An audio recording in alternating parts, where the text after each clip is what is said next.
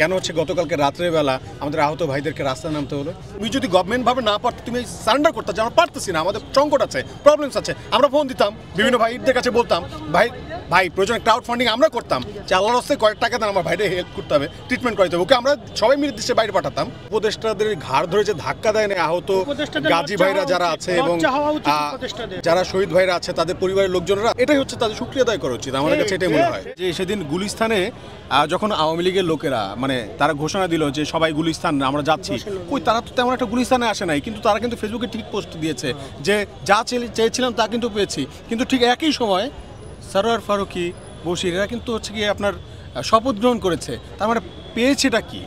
হিসাবটা তো এই জায়গায় আমরা মেলাচ্ছি যে আসলে কি হচ্ছে আওয়ামী লীগকে পুনর্বাসন করার জন্য সরোয়ার ফারুকীকে এইখানে হচ্ছে আনা হয়েছে কিনা, এবং এর মাধ্যমে কি আওয়ামী লীগ পুনর্বাসিত হয়ে গেল কিনা, এটা তো প্রশ্ন তোলার বিষয়। যখন আহতরা হাসপাতালে সবাই আন্দোলনের পরপর আমরা কিন্তু হাসপাতালগুলোতে গিয়েছি, যাওয়ার পর হচ্ছে আমরা গিয়ে ডিরেক্টলি আমরা জিজ্ঞেস করেছি, যে প্রশ্ন করেছি যে আপনারা ঠিকমতো ট্রিটমেন্ট কেন করাচ্ছেন না। অনেকে অভিযোগ দিচ্ছিল যে ভাই আমার এই ট্রিটমেন্ট হচ্ছে না, এই ট্রিটমেন্ট হচ্ছে না, এটা এইভাবে হচ্ছে না, এইভাবে হচ্ছে না, আমার ফিনান্সিয়াল ক্রাইসিস চলতেছে, বাসা থেকে একটা মানুষ আসতেছে, আসার পর এখানে থাকতেছে, থাকার পর হচ্ছে কি তারও তো খাওয়া দাওয়ার দরকার আছে, তো ভাই আমার পরিবার তো ঠিক নাই, আমি তাহলে এখানে কীভাবে ট্রিটমেন্ট করাবো। তারা কিন্তু চলে গেছে। আবার এই কষ্টগুলো আমরা শুনছি, আমরা বলছি যে ঠিক আছে ভাই আমরা দেখতেছি, আমরা সবাই মিলে চেষ্টা করবো। যখন এই কথা বলতেছি তখন ডিরেক্টরদের কাছে গিয়েছি যে কী কারণে আপনারা ওনাদেরকে ঠিকমতো ট্রিটমেন্ট করাচ্ছেন না। ওনারা বলতেছে ওনাদের সংকটের কথা, তো আমরা হচ্ছে ওইখানে একটু ফোর্স করছি। সংকট কীভাবে ক্রাইসিস মোমেন্ট আপনারা অতিক্রম করবেন সেটা নিয়ে আপনারা কাজ করেন। এই কথা বলাতে হচ্ছে ব্যাপারটা দেখেছেন তো সোশ্যাল মিডিয়াতে ভাইরাল হয়ে যায়। অ্যান্ড হচ্ছে আমাদের সমন্বয়কদের মাধ্যমে আমাদের যে স্বাস্থ্য উপদেষ্টা তখন ছিলেন, এখন যিনি আছেন, তারা সবাই মিলে হচ্ছে গিয়ে মানে বলতেছে রনিকে থামাও। অ্যান্ড দেন ফোন দিয়েছে আমাদের বড় ভাই হাসনাত ভাই, আমাদের সাজিজ ভাই, তারা আমাকে ফোন দিলেন, বললেন যে রনি তুমি থামো। জিজ্ঞেস করছি তাহলে আপনি কি দায়িত্ব নিলেন? আপনারা যদি দায়িত্ব নেন তাহলে হচ্ছে আমি থামবো, আমি চুপ করে যাবো। আমি কিন্তু গত 3 মাসে একটা মানে কোনো ইন্টারভিউতে আমাকে দেখবেন না, আপনারা দেখেন কোনো চ্যানেলে কোনো কিছুতে ইন্টারভিউতে আছে নাকি আমার নাম? কোথাও নাই, আমি বলি না। 3 মাস হচ্ছে একদম চুপ ছিলাম, আমি নিজেও অসুস্থ ছিলাম, হাসপাতালে ছিলাম। 3 মাসের যে ট্রিটমেন্টের দায়িত্ব তারা নিয়েছে, আমাদেরকে চুপ থাকতে বলেছে, সাধারণ শিক্ষার্থীদেরকে চুপ থাকতে বলেছে। যারা চুপ থাকতে বলেছে যে উপদেষ্টারা, তাদের দায়িত্ব কী ছিল? তারা কেন ঠিকমতো ট্রিটমেন্টটা করায় নাই? তারা ঠিকমতো টেক কেয়ার করে নাই? কেন হচ্ছে গতকালকে রাত্রের বেলা আমাদের আহত ভাইদেরকে রাস্তায় নামতে হলো? এই প্রশ্ন আমরা করবো না? ঠিক প্রশ্ন করবো কিনা বলেন? অবশ্যই এই প্রশ্ন আমরা এখন করবো। এখন হচ্ছে কি ধরেন শেখ হাসিনাকে আমরা ছাড় দিই, এরা কি হয়ে গেছে যে এদেরকে হচ্ছে কি ছাড় দিতে হবে? এই আন্দোলনটা এমন না যে তারাই করে দিচ্ছে, ঠিক আছে একদম হ্যাঁ আমরা ভাড়া দিছি, নাও তোমাদেরকে টাকা দিলাম, তোমরা আমাদের আন্দোলন করে দাও, এমনটা তো না। এমনটা ঘটছে ভাই? আমরা কিন্তু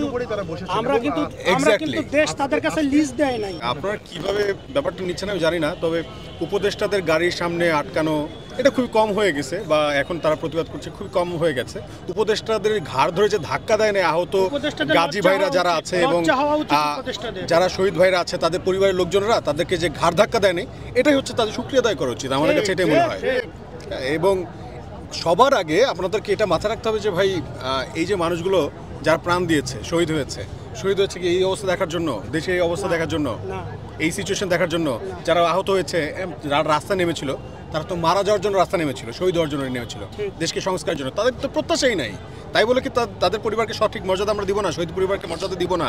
আহত ভাইকে ঠিকমতো চিকিৎসা করাবো না? খোঁজখবর নিও না? আচ্ছা তুমি যদি গভর্নমেন্টভাবে না পারতো, তুমি সারেন্ডার করতে যে আমরা পারতেছি না, আমাদের সংকট আছে, প্রবলেমস আছে, আমরা ফোন দিতাম, বিভিন্ন ভাইদের কাছে বলতাম ভাই প্রয়োজনে ক্রাউড ফান্ডিং আমরা করতাম, যে আল্লাহর রাস্তায় কয়েক টাকা দেন আমার ভাইদের হেল্প করতে হবে, ট্রিটমেন্ট করাতে হবে, ওকে আমরা সবাই মিলে দেশে বাইরে পাঠাতাম। যদি আপনার দেশে মানে চিকিৎসা সংকট থাকতো, কই কেউ তো বলেন নাই। আপনারা বলছেন আমরা দায়িত্ব নিচ্ছি। এই দায়িত্ব নমুনা, এটা দায়িত্ব নমুনা। আমরা তো এখনও খুব পজিটিভলি বলতেছি যে ভাই আমরা আপনাদেরকে বলতেছি যে আপনারা মানে পজিটিভলি যাতে হচ্ছে দেশে চেঞ্জ আসে সেই জন্য আপনারা কাজ করেন। আমরা আপনাদেরকে ওইভাবে প্রশ্ন তুলছি এই জন্য যাতে আপনি মানে সংস্কারটা করতে যান, জবাবদিহিতার আওতায় আসেন। কিন্তু আপনাদের আচরণ দেখি শেখ হাসিনার মতো হয়ে গেছে। আপনারা শেখ হাসিনা যেই সিস্টেমটা তৈরি করেছে, what is Sheikh Hasina, what is স্বৈরাচার? স্বৈরাচার কি জিনিস? স্বৈরাচার কি? শেখ হাসিনা শুধু একটা ব্যক্তি না, স্বৈরাচার হচ্ছে একটা সিস্টেম। সবাই বলতেছে একটা সিস্টেম, যেই সিস্টেমটা এখন আপনারা হাঁটতেছেন। শেখ হাসিনা যেভাবে দেখানো পথে আপনারা হাঁটতেছেন, তো শেখ হাসিনার আপনাদের মধ্যে পার্থক্য কই? এই প্রশ্ন উত্তর আমরা তো এখন চাইতেছি। আহত ভাইরা যে সবাই রাস্তা দাঁড়াইছে, তাদের সাথে যে আমরা কেউ ব্যাপারটা এমন, আমরা সবাই কিন্তু এই চলে আসছি। আজকে থেকে শুরু হলো, 100 দিন পর আমরা শুরু করলাম। দেখি ঠিক 100 দিন পরে আমরা এখন যখন প্রশ্ন তোলা শুরু করছি, প্রশ্ন উত্তর না দিয়ে এই উপদেষ্টারা পার পেয়ে যাবে না, সবাইকে উত্তর দিতে হবে। আমরা যারা এখন আহত আছি, আমার শরীরে এখনো 171টা স্প্লিন্টার আছে, আমার পিছনে আছে নিলয়, ওর শরীরে ওই রকম 60 থেকে 70টা স্প্লিন্টার আছে। বেদনা, অনেক বেদনা, অনেক কষ্ট দেয়, চলতে পারি না। আমরা যখন শহীদ জুলাই স্মৃতি ফাউন্ডেশনে যোগাযোগ করি তখন তারা আমাদেরকে লামসাম বুঝিয়ে পাঠিয়ে দেয়। তারপরে যখন কেউ প্রতিবাদ করে তখন তাকে কিছু টাকা দিয়ে মিডিয়া ফোকাস করে বলে যে আমরা তাকে আসা যাওয়ার খরচ, হোটেলে থাকার খরচ দিয়ে দিয়েছি, কিন্তু এটা পুরো ভুয়া মিথ্যা কথা। স্নিগ্ধ যে কথাগুলো বলছে পুরো মিথ্যা কথা। একটা লোককে তারা আসা যাওয়ার খরচও দেয় না, খাওয়ার খরচও দেয় না, থাকার খরচও দেয় না। নামমাত্র মূল্যে একজনকে কিছু দিয়ে তারা মিডিয়া ফোকাস করে। আর গতকালকের যে ঘটনা, আমি মনে করব আমাদের আহত ভাইরা অত্যন্ত ধৈর্যের পরিচয় দিয়েছে, তাদেরকে ধন্যবাদ জানাই যে তারা ধৈর্যের পরীক্ষা দিয়েছে। তারা হেলথ অ্যাডভাইজারের উপরে কোনো রকম আক্রোশ দেখায়নি, তারা একটা সিস্টেমটাকে পরিবর্তনের জন্য আক্রোশ দেখিয়েছে। এই যে আমি আকরাম সাহেব এখানে দাঁড়িয়ে আছি, কেন আমি দাঁড়িয়ে আছি? শুধু আজকে এই 100তম দিনে রনি ভাইয়ের সাথে সহমর্মিতা প্রকাশ করে যে ভাই আপনার নেতৃত্বে আমরা এবার থেকে মাঠে নামবো, আপনি দেখিয়ে দেন কিভাবে নেক্সট 100 দিন আমরা উজ্জ্বল একটি বাংলাদেশ আমাদের এই বৈষম্য বিরোধী ছাত্র আন্দোলন আপামর জনতাকে উপহার দিতে পারি। তারা কোন ক্রাইসিসের মধ্যে দিয়ে যাচ্ছে এটা তো আমরা আসলে জানি না, এবং তারা বলছেও না। আমরা জিজ্ঞেস করছি যে কী প্রবলেম হচ্ছে আমাদেরকে বলেন, তাও কেউ রেসপন্স করছে না। তো আমি আজকে এইখানে আপনাদের মাধ্যমে হচ্ছে আমাদের যারা সমন্বয়কদের মধ্যে আমাদের ভাইরা আছেন, যারা এখন উপদেষ্টা প্যানেলে আছেন, আমাদের বন্ধু আসিফ, আমাদের বড় ভাই নাহিদ ভাই, মাহফুজ ভাই এবং সার্জিস ভাই, হাসনাত ভাই যারা আছেন, এটা আপনাদের দায়িত্ব, রেসপন্সিবিলিটি যে আপনারা আমাদেরকে সঠিক তথ্যটা জানান এবং আপনারা একটা কাজ করেন। যদি মনে করেন ওখানে কোনো প্রবলেমস হচ্ছে, উপদেষ্টারা আপনাদের কথাটা শুনছে না, বা এখানে অন্য কোনো দেশের কোনো রকম ইনভলভমেন্ট আছে আমাদের দেশকে পঙ্গু করে দেওয়ার জন্য বা খোরা করে দেওয়ার জন্য চক্রান্ত চলছে, আপনারা জাস্ট ওইখান থেকে রিজাইন করে নেমে আসেন, বাদবাকিটা আমরা দেখে নিচ্ছি কি করা যায়। এই বাংলাদেশের মানুষ দেখবেন ইনশাআল্লাহ। আরও কিভাবে হচ্ছে কি এত কিছু বানাইছে, এইটা তো কমন সেন্স রে ভাই। আর মুভিগুলো হ্যাঁ, আবার একটা জিনিস চিন্তা করেন যে গভর্নমেন্টের সময় যত রকম গভর্নমেন্ট প্রজেক্ট আসছিল সেখানে কিন্তু মানে সারোয়ার ফারুকীর লোকজন বা তাদের সিন্ডিকেটের মেম্বারদের ইনভলভমেন্ট পাওয়া যাচ্ছে। তো সেই ক্ষেত্রে যদি আপনারা বলেন তাহলে সবার সাথে হচ্ছে গিয়ে কমিউনিকেশন ঠিক রেখে তারপর হচ্ছে উনি এই কাজগুলো করছে। আজকে সারোয়ার ফারুক এখানে এসছেন, কার মধ্যে এসছেন, কে চাইছে সারোয়ার ফারুককে? আমরা তো চাই নাই, আমরা তো কেউ বলি না উপদেষ্টা হিসেবে সারোয়ার ফারুক কি দাও। তো সারোয়ার ফারুক কার প্রেসক্রিপশনে আসছে এটা তো দেখার বিষয়, প্রশ্ন তোলার বিষয়। তার সাথে করে আপনি যদি দেখেন যে সারোয়ার ফারুকী যাদের রক্তের উপর দিয়ে, যাদের রক্তের জন্য তিনি আজকে ওই চেয়ারটা পাইছেন, ধরেন একজন উপদেষ্টা মানে হচ্ছে মন্ত্রী সমান, আরে বাপরে বাপ, বিশাল ব্যাপার স্যাপার। তো যাদের জন্য পাইছেন, কই একবারও তো তার ইন্টারভিউতে সেই শহীদদেরকে মানে আমরা শ্রদ্ধা জানাইতে দেখলাম না, স্মৃতিচারণ করতে দেখলাম না। আইসে হচ্ছে কি আরে টাকা টাকা টাকা নিয়ে হচ্ছে চিন্তা ভাবনা দেখতেছি তার মন্তব্যগুলোতে, ইন্টারভিউগুলোতে।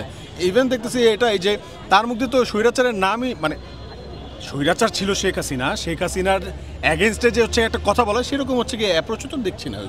তো এখন আপনারা একটু যদি দেখেন যে সেদিন গুলিস্তানে যখন আওয়ামী লীগের লোকেরা মানে তারা ঘোষণা দিল যে সবাই গুলিস্তান আমরা যাচ্ছি, ওই তারা তো তেমন একটা গুলিস্তানে আসে নাই, কিন্তু তারা কিন্তু ফেসবুকে ঠিক পোস্ট দিয়েছে যে যা চেয়েছিলাম তা কিন্তু পেয়েছি। কিন্তু ঠিক একই সময় সারোয়ার ফারুকী, বশির এরা কিন্তু হচ্ছে গিয়ে আপনার শপথ গ্রহণ করেছে। তার মানে পেয়েছেটা কি?